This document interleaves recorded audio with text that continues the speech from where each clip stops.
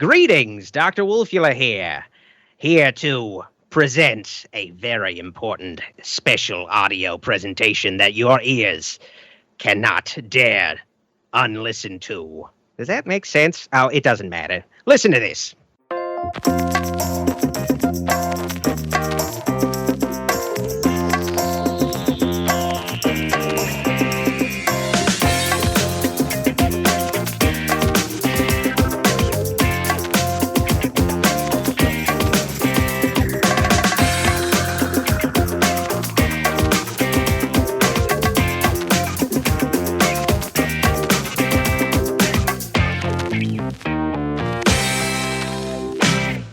Welcome to someone's favorite movie. I'm coming to you from the Pod Shack outside beautiful Bay City, Michigan. My name is Randy, and with me is The Shape. Did you just forget the intro to your own podcast? Yeah, I know. That was interesting. Oh, man, was it? Did I do it wrong? No, you pulled out of that nosedive admirably, sir. I'm glad. But as far as how The Shape is doing, The Shape is leaking from both ends, as we described in our conversation before hitting record. Yes. Tomko's sick. Tomko's sick, ladies and gentlemen, and secretly, I've got my fingers crossed, and I'm praying to all the gods there are that he retches live on the air. If nothing else, you can at least turn it into a ringtone. I'm not sure it makes for good audio for listeners, but by God, it'll tickle my fancy. Exactly. Yeah, this is someone's favorite movie, the podcast where every movie is someone's favorite. And this. So I think we might be stretching that concept tonight. Oh, I don't know. A person of a certain age sees this one, and they might fall in love. I'm sure that somebody who got paid to work on it, thinks of it fondly. David Gordon Green, it's his favorite movie. At least his favorite movie of the year. Yes. This time we're covering Halloween Ends. We previously last year covered the entire franchise, the entire Halloween franchise. You can check it out in our archives. And it's only right that we go back and cap it off by covering the very last ever Halloween, LOL, winky face. Because just like Universal and Blumhouse, we know when to stop. Because obviously this will be the last Halloween ever. Ever. Mark my words. Ever. I mean, the rights reverted back to the producer, and certainly he's just going to bury the franchise because he hates money. He just doesn't like it. I have no use for it. So, We did cover David Gordon Green's trilogy last year, and to recap, Halloween 2018 was kind of a requel as popularized, that's hard to say, I guess, by this year's Scream, where they poke some fun at it. And you've got Laurie Strode back in her glory as played by Jamie Lee Curtis. She's a little shell-shocked, got all the PTSD. She's a survivalist. She's waiting for the day that Michael Myers comes back. And he comes back. Wouldn't be much of a movie if he didn't. Yeah. And in true requel fashion, it has familiar characters. It sets the stage for new characters to come on board. And I think Halloween 2018, I think we both agreed it was pretty good, right? It's a solid movie that is so far standing up, actually. Yeah. And I kind of blame that movie for, like, Texas Chainsaw this year's, which was also a requel. Yeah, I think that's fair. I mean, it was very similar in bringing back a PTSD final girl survivor, and one of the movies did it a little bit better, and it wasn't Texas Chainsaw. If Hollywood loves anything more than a bankable franchise, it's ripping off another bankable franchise. So why are we acting surprised? I'm not shocked at all. No. And honestly, if you want to blame the requel trend on anything, just look at Star Wars The Force Awakens. Exactly. It's taking familiar characters, new characters, and following the blueprint that was drawn up in the original outing, basically. It's taking that, classic car, putting a new shine on it, and expecting you to treat it like something new. I mean, and let's face it, it was good seeing Jamie Lee Curtis back, kicking ass. Yeah. You know what? Even after this, if she said that she's going to be in Halloween Part 97, I'm there opening day. Yeah, I mean... Just because I enjoy that character, I enjoy what she's been able to do with these last couple decades. She came back for H2O, which was a pretty decent sequel, I think. Mm-hmm. And... kind of gets shit on these days, but I still enjoy it for what it is. Yeah, I do too. The next one we have was Halloween Kills. And in this one, the main character is the town of Haddonfield, basically. I've kind of softened on my view of that movie. When I first watched it, I wasn't sure if I hated it, wasn't sure if it was just a disappointment, but I've kind of come around as viewing it as part of a whole. You know what I mean?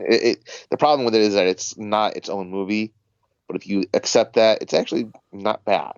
I agree with you 100% because we watched all three of them back to back to back, and it certainly holds up better as the meat in these Halloween sandwich when you watch them all back to back to back. And if nothing else, it's bloody as fuck. Yeah. But like you said, as it stands by itself as one singular film, not great. It's not good. It is not good. And it also takes the questionable tactic of having Laurie Strode in it, but just barely. Yeah, well, you know what? That strategy paid off in spades last year, so why don't we double down on it in Halloween Ends? Yeah, why not? Let's take her off the stage. Let's just have her. Well, no, let's have her nowhere near the center of the movie. And let's not have Michael Myers near the center of the movie. I mean, divisive is a great word to describe this, and said by many a critic all over the World Wide Web of ours. But I'm glad you said that, because I'm still on kind of this dead zone when it comes to social media. What is the reputation that this movie is picking up? People either love it or hate it, and I think more are leaning towards hating it. Okay. And I will say that I've thought about this movie more than any other Halloween movie. So, I've thought about this movie way more than I should. Yeah. And honestly, that's making me actively hate it that much more. So Halloween Ends picks up 4 years after the events of Halloween Kills, when, if you remember the final scenes in Halloween Kills, Michael Myers is getting his ass beat by a lynch mob. They're just raining blows upon him until he finally realizes, oh shit, I'm Michael Myers. And he kills them all. Getting stabbed in the back of the spinal column. Yeah. Before he realized, wait a second, I don't have to put up with this. Yeah. And there's this sort of, I don't know, this sort of hint that maybe Michael is more than a man. Because up to that point, they were like, oh, he's just a super strong man. But then it kind of hints at the fact that there might be some supernatural sort of aspect to him. At least in that scene, he just kills the entire mob and then proceeds to murder Laurie Strode's daughter, who, for whatever reason, thought it would be a great idea to go in the old Myers house and stand there looking out a window. You know, I'm glad you remembered that Laurie's daughter died in that second movie, because hardly anybody in this third movie seemed to remember. I was going to bring that up. Yeah. Everyone's moved on remarkably from that death. It had no impact whatsoever, apparently. To the point where I was starting to genuinely wonder if I'm actually watching a movie with the same characters. Yeah, it's the same actors, same director, but they're acting like completely different people. Yeah. And let's not even mention Allison's dad. Do you remember she had a dad? Because they certainly don't mourn that guy. Once in Kills and once in Ends. And that's it. The lady who had a fluorescent tube shoved through her neck got way more credibility than, the main character's father. Right. Yeah. So we pick up 4 years after all that, and Michael has disappeared, and Laurie has rejoined civilization. She got a nice haircut. She looks like a proper person now, and she's writing her memoir about her experience with Michael Myers, and she lives in a big fancy house in town. Bacon pies. So wholesome, this Laurie Strode now. And she lives with her granddaughter, Allison, who, is an orphan. So she's raising that granddaughter. Now, correct me if I'm wrong. In the first movie, she lived out in the middle of nowhere, did she not? She lived in the sticks in a basically a survivalist house. Yeah, and the only people that really even knew that she was still around were people who knew her back in the day, and kids that kind of whispered the urban legend of Michael Myers. They didn't really pay much attention to Laurie herself. No. And they would mention the babysitter murders, which was the original title of the movie. I'm pretty sure that gets brought up at some point. And then how in this movie?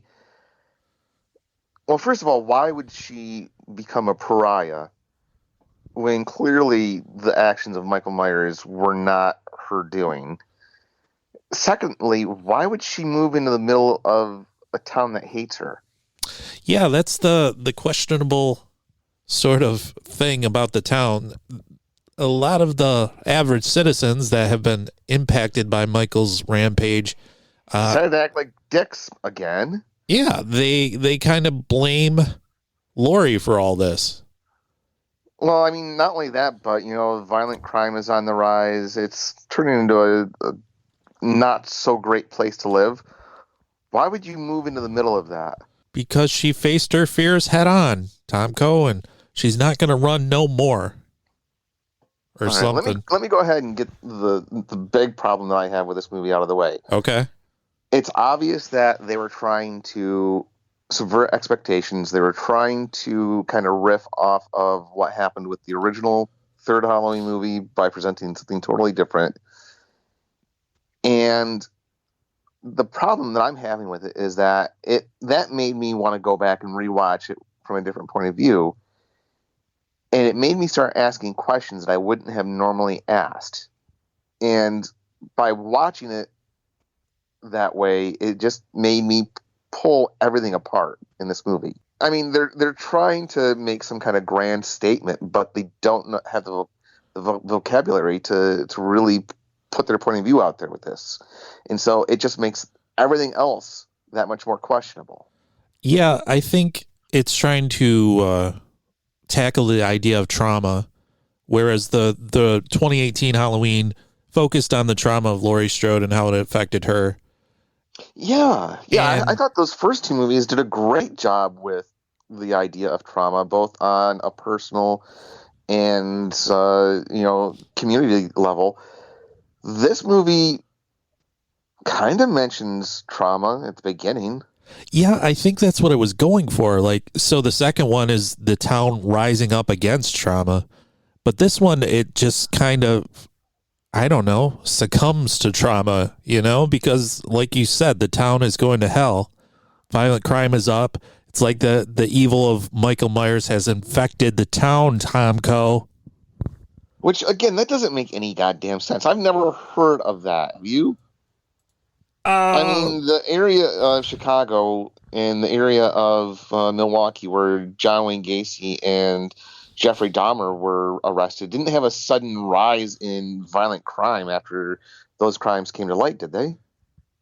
I mean, I don't have statistics in front of me, but I doubt it. I guess I can understand sort of what they were going for, how when some horrible thing happens in a small town, it kind of just lives there and festers. I can understand what they were going for.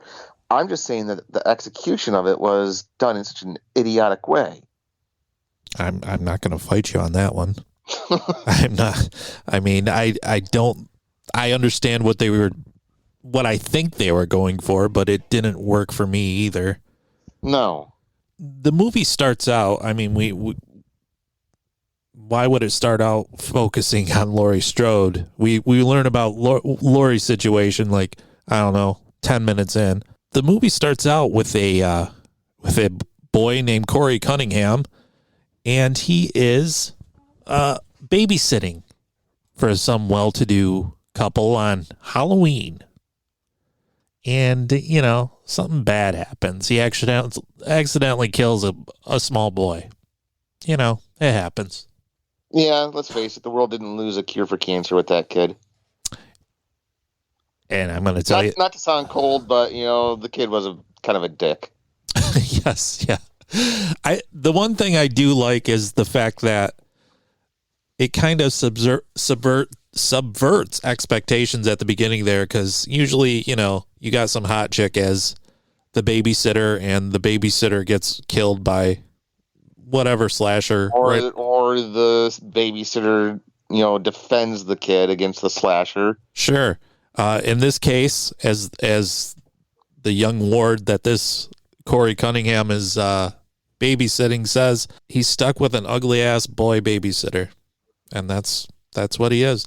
And the ugly ass boy babysitter ends up punting the kid off a 2-story drop, and that scene when he lands and hits the floor literally made me go, "Oh my God." Yeah, that was pretty metal. Yeah. And I was like, "Oh, this is what we're in for. This is going to be great."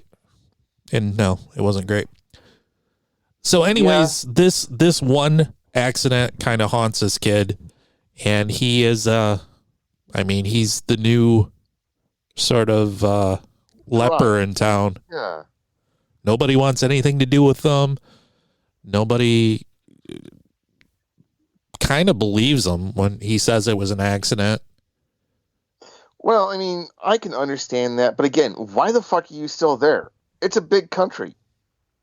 Yeah, I mean, move somewhere where nobody cares who the hell you are. Get yourself some proper therapy, and try to put your life back together. The boy needed therapy, anyways. I mean, his mom kisses him straight up on the lips and is weird. Yeah. And his dad or stepdad or whatever is just... Was his mother the same lady who played Marky Mark's mom in Buggy Nights? I don't know. God maybe. Damn, it looked really familiar. I haven't seen Boogie Nights in a long time, so maybe. I don't know. I didn't check the IMDb page of Corey's mom. I'm too lazy to do it myself. That's why I was hoping that you would know. Gotcha. Wouldn't it have been great if I would have said, "Yeah, that was her"? That would have been awesome. I should have lied, but I can't do that. I probably would have gotten so excited that I might have produced some sound effects, sir. Oh, man. I yearn to get a Tomco squee on tape.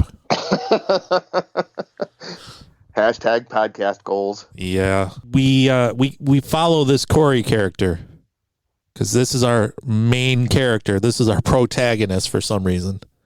Get used to seeing that empty, vacant, dumb mug stare at you from across the other side of the screen, folks. You're going to see him a lot. This is one of the things that really bothered me about this movie. I feel like this was a 80s sequel to Halloween in that the acting and some of the lines were so awful. The dialogue was so bad.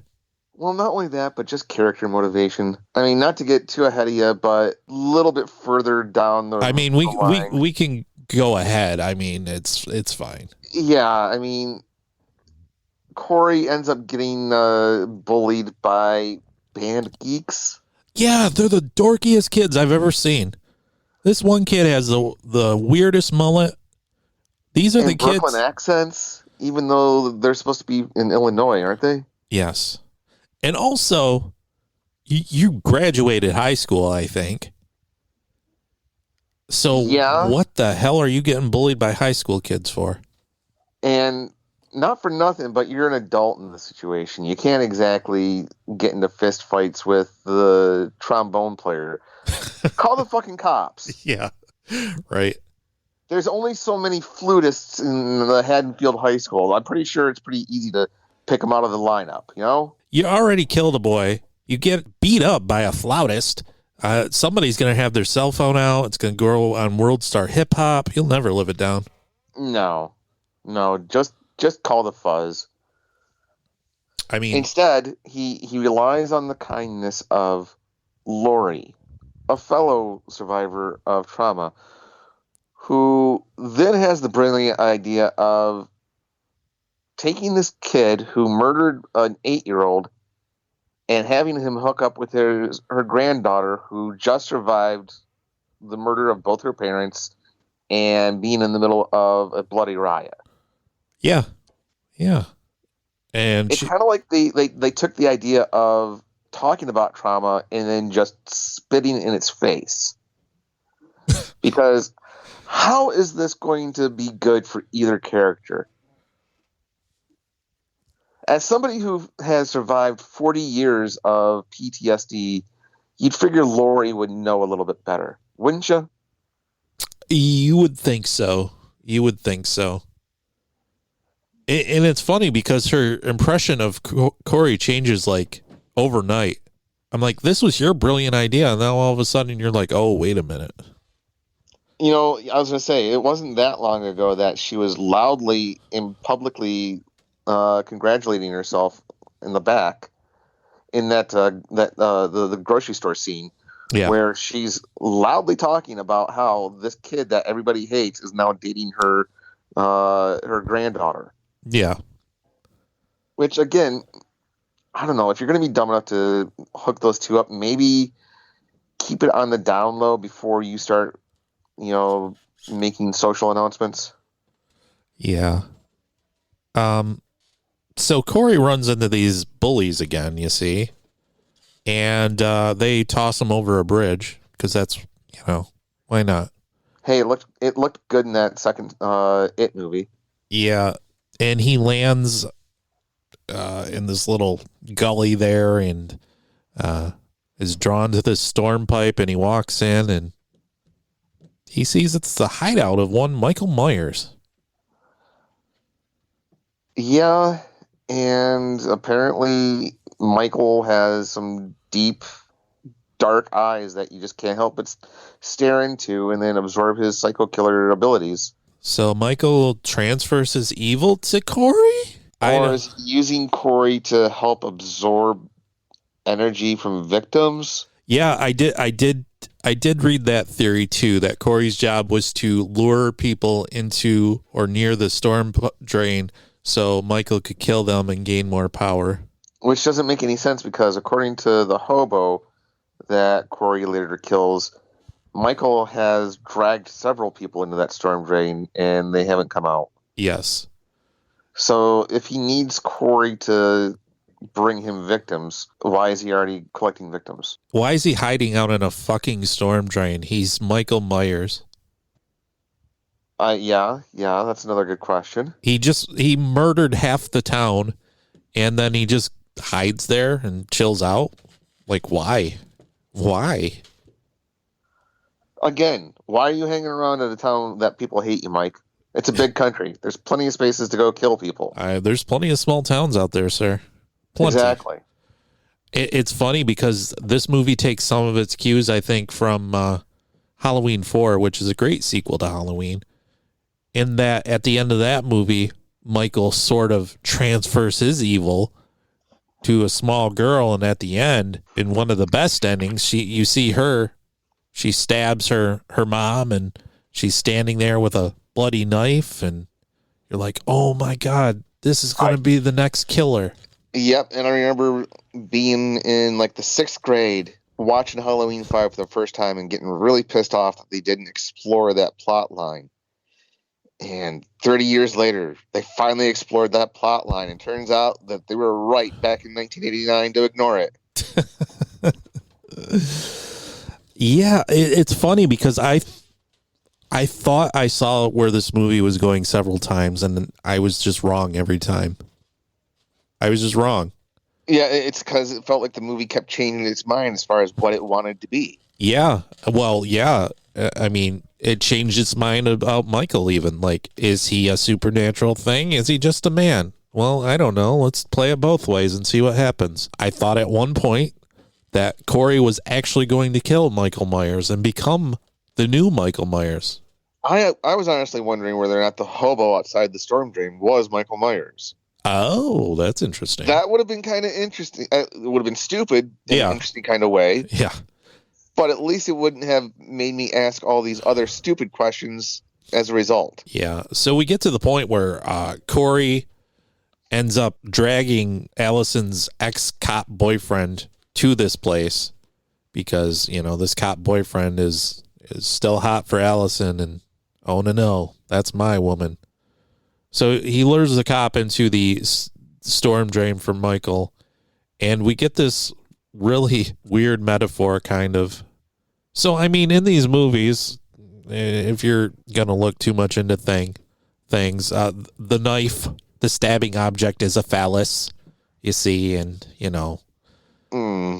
Well, at one point we have the cop laying on top of Corey, and Michael is stabbing the cop, and all we see is Corey's face kind of making scream noises and kind of loving it, kind of not.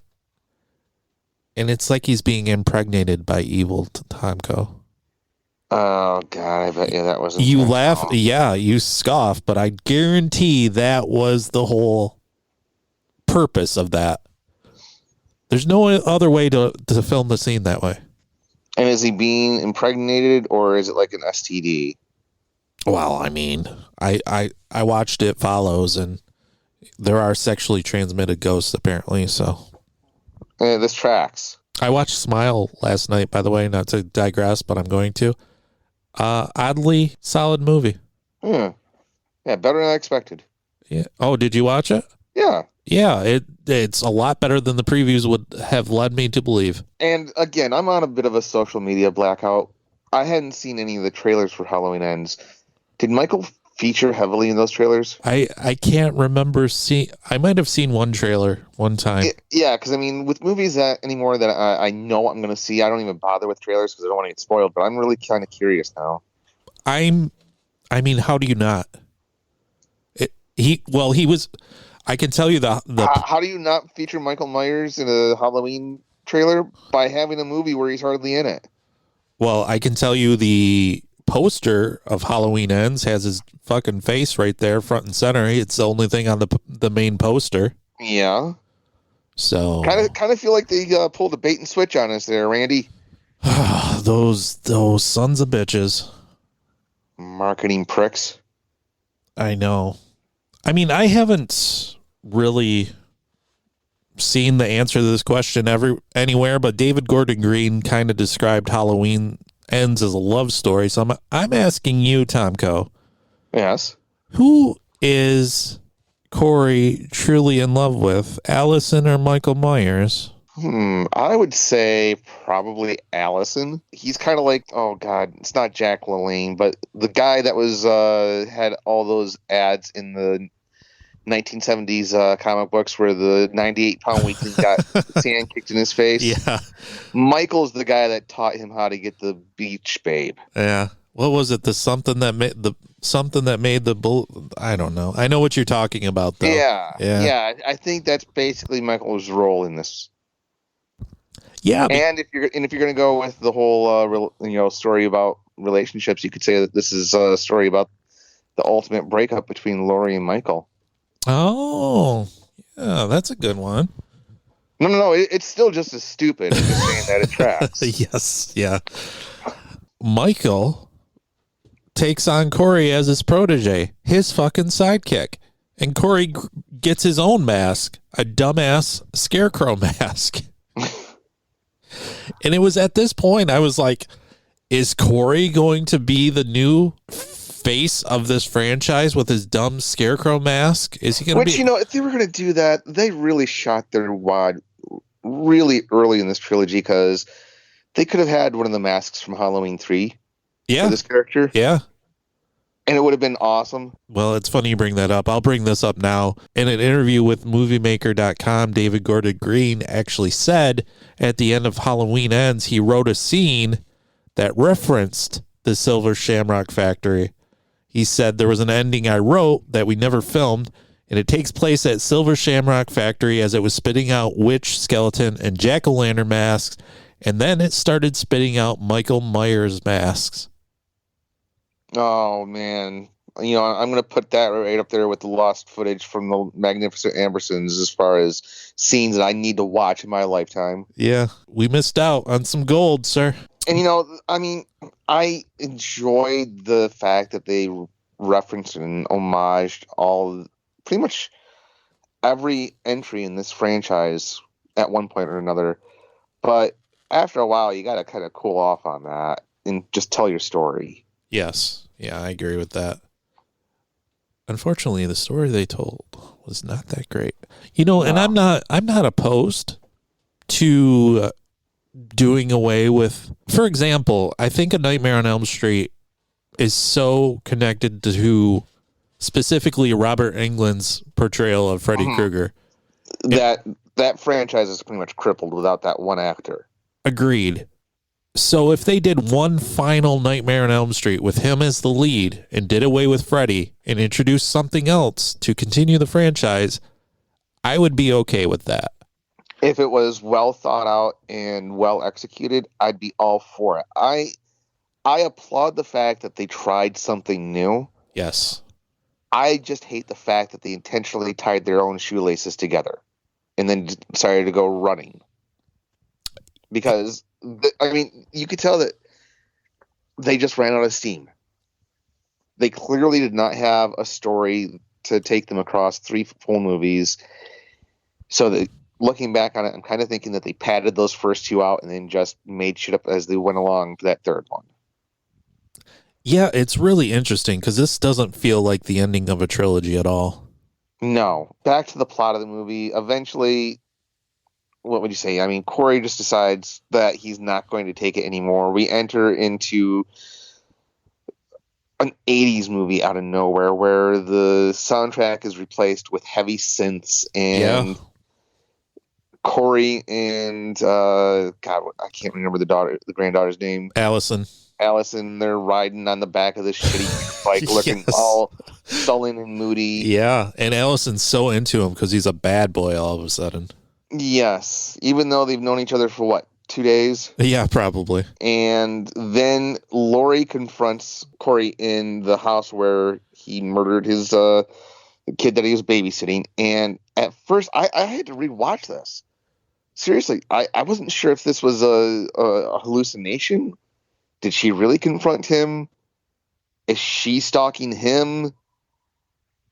Yeah, it was really weird because at one point I thought that Corey was going to end up killing Laurie Strode. I was going to be really pissed about that. You know what? I would have actually, looking back on it, I would have appreciated the balls it would take to do that. Oh, that was going to be the next sentence out of my mouth. Looking back on it too, I wish somebody had the balls to do something, because either make Corey the next big bad guy or kill Laurie or do something. Yeah, either play it safe and just give us a Halloween sequel that we're all expecting, or don't play it safe and give us something completely out of left field. Don't give us both. I will say that this movie has some pretty impressive gore, though. I do like that. I would argue against that. You think so? I think it has one scene where it was very gory, and that's the DJ's death. Now, that's the one that sticks out in my mind. Maybe that's the only reason I'm saying that, because I love that kill. Yeah, everything else is either off screen or out of focus. Maybe well, now that I think about it, I don't remember the other kills, I guess. But I do remember the DJ's one. Exactly. You got the band geeks getting killed at the junkyard, most of which, again, happened off screen. You had the doctor and nurse that treated Allison like shit at the hospital getting killed. And I think that's about it. Actually, now that I'm thinking about it. I thought that was an interesting scene because it was kind of Michael teaching. Any other franchise, I could see where that would be kind of cool. Yeah, I thought it was a good idea. I don't know. Basically, the Corey character is so unlikable that, and I mean, he's a murderer. He's supposed to be. I get that. Well, I get that I wouldn't classify him as a murderer as much as his circumstances just suck. I guess. They're trying to make him sympathetic. Sure. Yeah. But he's not, and he's not interesting. Yeah, this was going to be his big origin story. Nothing to do with the series. It's completely out of left field. You introduce this random character that has no connection to anything. And then you have the other characters that are acting completely foreign to the way that they were presented in the other two movies. And I'm sorry, there's only so much that I can just kind of cast aside and roll with in order to enjoy a movie. I think Michael Myers, I think I saw this, it has like less than 10 minutes of screen time, not scream time, which is also accurate in this movie. That sounds about right. Yeah, I believe it. It kind of felt like he was just an afterthought in this movie. Yeah. Because eventually Corey decides to take out all the people that have been giving him and Allison grief. That includes Laurie. Yeah. Laurie, obviously, being, the survivor that she is, outsmarts him immediately. And then kind of asks him to kill her. Yeah. Which I don't understand. I still don't understand. Was she planning on just letting him kill her or taking him down by hand? Why did she fire those last two shots into the wall?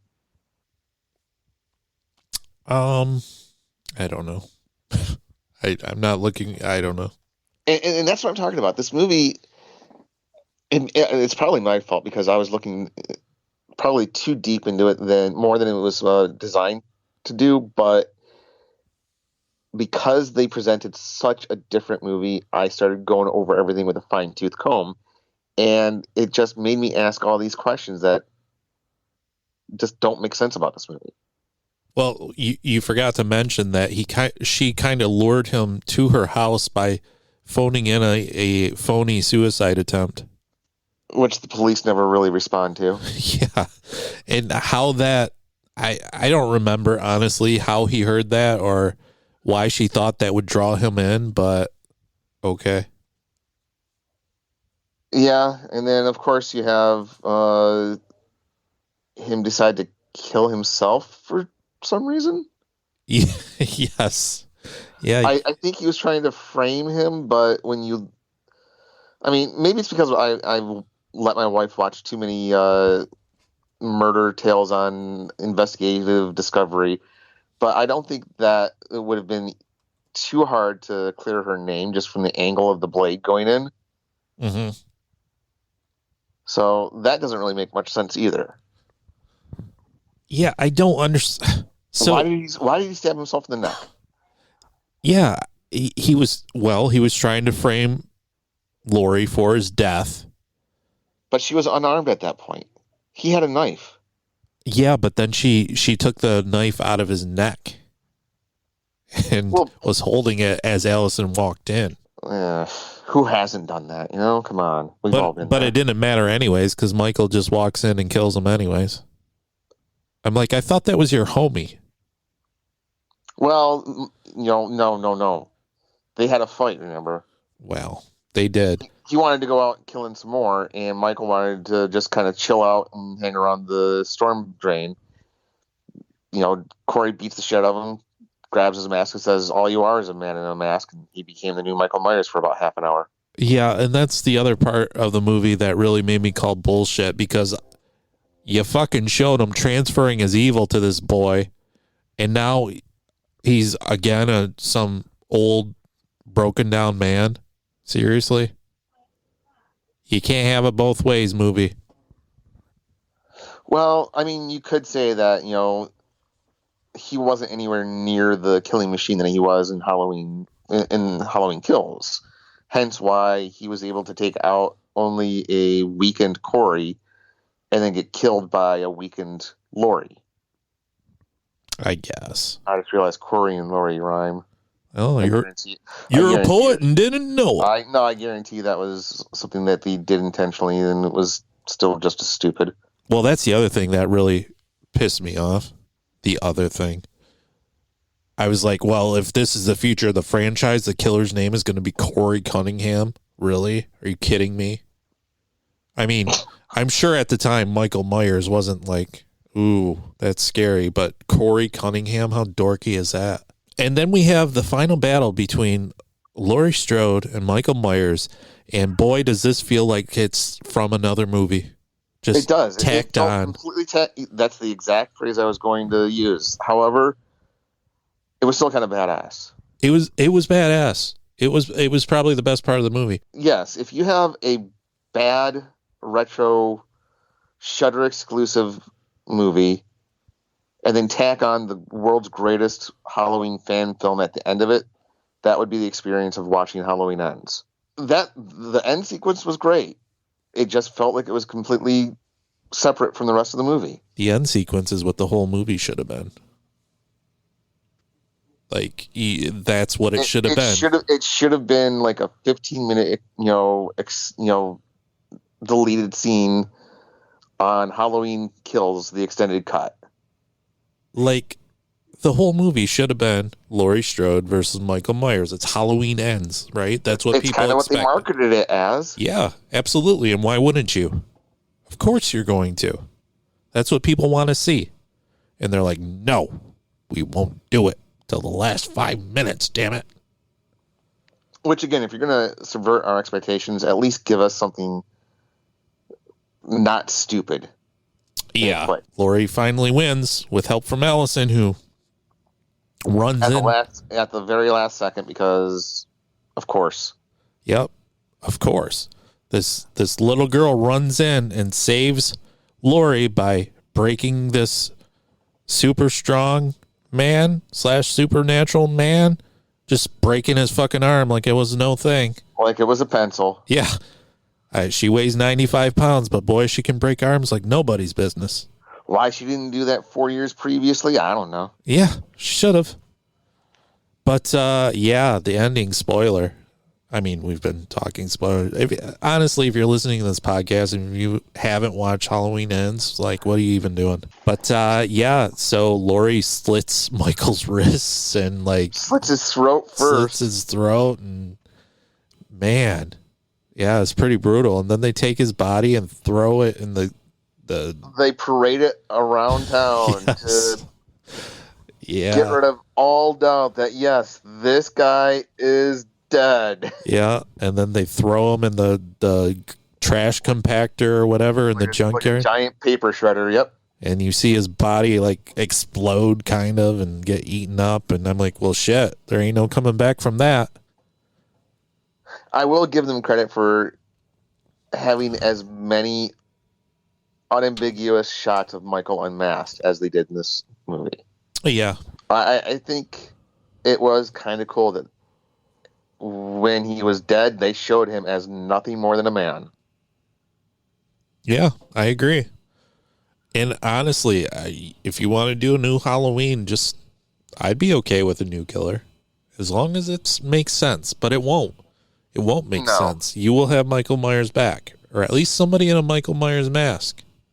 Honestly, I think that they were banking on the cult status that Halloween 3 has kind of picked up in the last 40 years. Yeah. And they overplayed their hand by trying to do it again. And I think that this was the final nail in the coffin of turning this franchise into an anthology series. Maybe so, yeah. At this point, the best I could hope for is Danny McBride and David Gordon Green getting back together with Bloom House Productions and creating an original story. They're not, though. They're not. You know what they're doing next? What are they doing now? You ready for this? I heard that they were bringing back Eastbound and Down. No. You know what they're doing? They are doing another trilogy. Uh-oh. This time, wait for it, The Exorcist.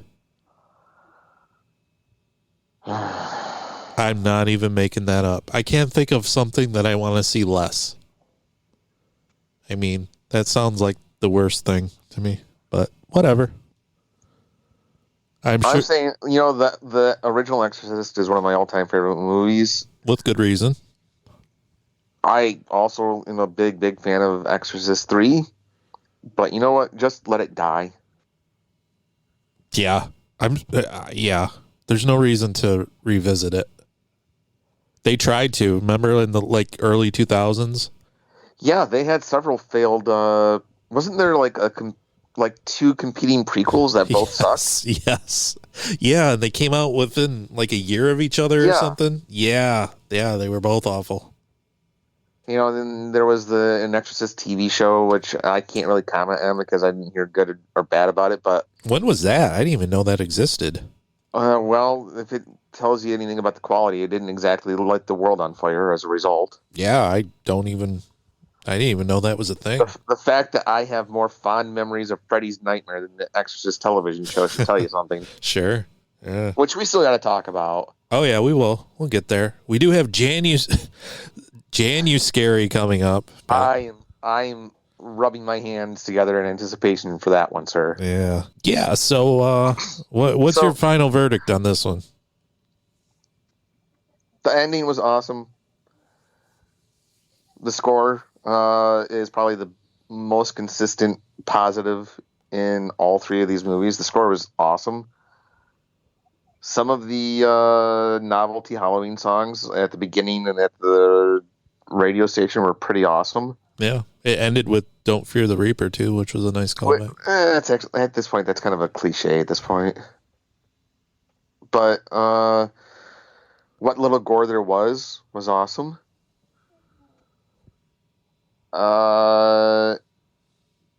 And Alec Baldwin didn't kill anybody on the set of it. That's about all the positive things I can say about this movie. Nice. Everything else about it is just awful. Fair enough. To the point where,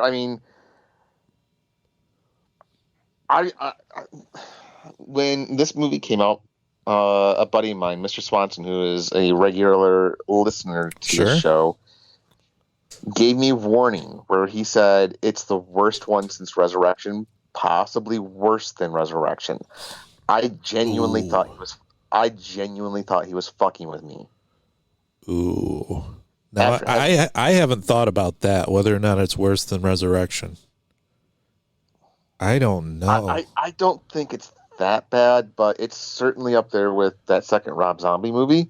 I think it's definitely in the conversation when it comes to the worst entry of the franchise. And the fact that I loved that first entry, appreciated the second entry, and was really looking forward to this just makes it that much more of a bitter pill to swallow. Yeah. For me, I don't think it's the worst. I think, in my opinion, the second Rob Zombie one is the worst. I just can't stand that one. Resurrection is really, really bad too. It's got a certain campy charm to it. Exactly. Yeah, that's exactly what I was thinking. Halloween 6 is also really bad. Halloween 6 is god awful too. Oof. Yeah. But this is up there. And the fact that this was made by a major studio and the people that put it out have a pretty respectable pedigree. Mm-hmm. It's not as bad as it could have been, but it was so much worse than it should have been. Yeah, I think there was a good story to be told here, and it just didn't work. For whatever reason, it didn't work. I'm now officially placing these three movies in the same category as the DC Extended Universe, in that I think a behind-the-scenes unauthorized book about the production of the movies will make a far, far more interesting story than anything you see on screen. Yeah, maybe, because I don't know. I didn't hear any production woes or screen fight. Something had to have happened. Maybe there was some studio interference. Maybe, I don't know. I would think that if anything, the studio made them at least tack on the last 5 minutes of the movie. I can't imagine them not more than 10 minutes of Michael Myers in it. Read the script before they greenlit it. I'm not sure how it worked. I think they kind of pitched it as I don't know how it worked. I don't know. I was going to say I think they pitched it as a trilogy, but then I was like, no, think I read they didn't do that, so I'm not sure. No, looking back on it, I remember talking to Justin from Epic Film Guys about the 2018 version, and I said I liked it enough to where I don't need any more, and I think I might be going back to that stance because I think we would be able to look back on that one movie a lot more fondly if we didn't have the sequels. Mm-hmm. I will say that this one is in a few years, maybe 5, 10. I think it'll be one that's watched for. This is a movie that people are going to be talking about for a long time, I think. Yeah, this reminds me of like the questionable what the fuck sequels of slashers past in the 80s that people talk about a lot, and I think this will be one that's looked back upon and revisited quite often. I'm curious to see if it has a post box office reevaluation, kind of like Nightmare on Elm Street 2, Halloween 3, to a much lesser extent Friday the 13th 5. I can't think of a movie that was hated more and then analyzed more than the second Nightmare on Elm Street. I'd say Halloween 3. Think so? Yeah. Oh, I don't know. I think all the gay subtext in Nightmare on Elm Street 2. True. But that was done intentionally. You yes. know, there are people who are looking at Halloween 3 with subtext that nobody really intended to put in there. Yeah, you're right. I think.